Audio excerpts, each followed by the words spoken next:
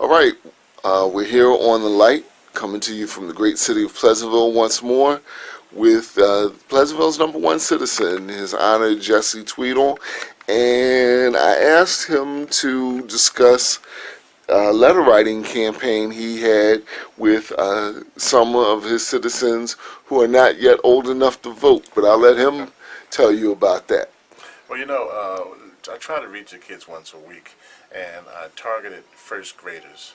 I bought the Mayor's Book Club.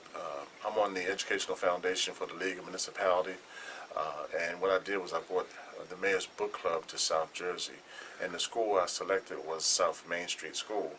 And the way it worked was, though, the kids had to read 1,000 books from February to May, and I sent letters home encouraging the parents to read to the kids and so forth.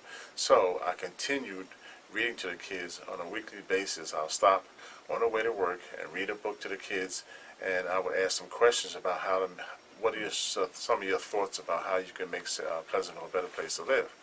And what had happened is it generated 27 letters from the kids, and I had my aide categorize all the different statements they made, and it's about mirroring the same sentiments that the adults said. Things like we need more police on the street, we need our streets cleaner, if people litter on the streets, fine them. The things that that you generally hear adults saying. So I was so impressed with them that you can see here I have a table full of letters with each kid had written a letter with 3 suggestions on how to make Pleasantville a better place. And so I had my aide construct one single letter to send a thank you back to South Main Street School, and I also sent copies to my council members, and I did a press release to the press and the current newspapers. Okay. So that's what it's all about. How many wards are there in Pleasantville? There's 2 wards. Oh, okay. There's 2 wards, first ward and second ward. The city Okay. is broken down into 2 wards. Adams Avenue separates the first ward and second ward. Okay.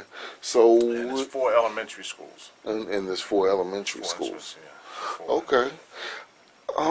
So then, I mean, here's the question that I guess no one ever asks you, rather than just saying why aren't the streets cleaner or why aren't there more police? How hard is it to get some of the things that you'd like to get done? Because you can't just wave a wand and Right. 300 more police appear out of nowhere. Well, it's just like having a household. You have to prioritize things. You have so much money coming in, so much money going out. So you have to really prioritize things and do what's important first.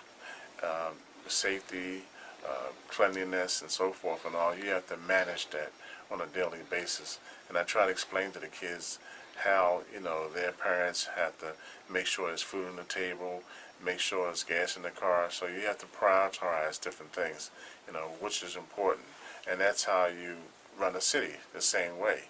But cleanliness is something that should be done on a daily basis. Right. And we try to keep the streets clean because you want to entice people to come to the city.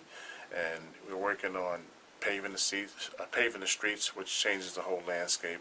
You want to entice people by lowering the crime rate, having better schools. These are all things you do to entice people to come to Pleasantville. So the kids are on point when they say things like more police presence, stop the fighting, clean the streets, stop littering. One of the things they said, we need more trash cans on the streets so people will stop littering. It's just those kind of things that we really take into account and appreciate that they are mindful that these things need to be done. Okay. Now I'm going to flip the script again. What are some things that first graders up to radio station DJs can do to help make Pleasantville a better city? Because I'm sure it's not all on the mayor. The citizens have to take an active role as well. Well, one of the things I've always said is that, we need to start listening to our kids. We can learn from them as much as they can learn from us, because you don't know what these kids are thinking. Their mind has not been altered yet. So some of the suggestions that you get from them are pure suggestions unadulterated suggestions. So you want to hear what they're thinking. You get an idea what they're thinking. I think if the adults engage more with our younger generation, we both can learn a lot. And that's what we need to do. We need to engage more with our youth and the youth with our adults. Okay. Well, thank you so much for your time. I really Thank you. appreciate it. It's always great to be here. Oh,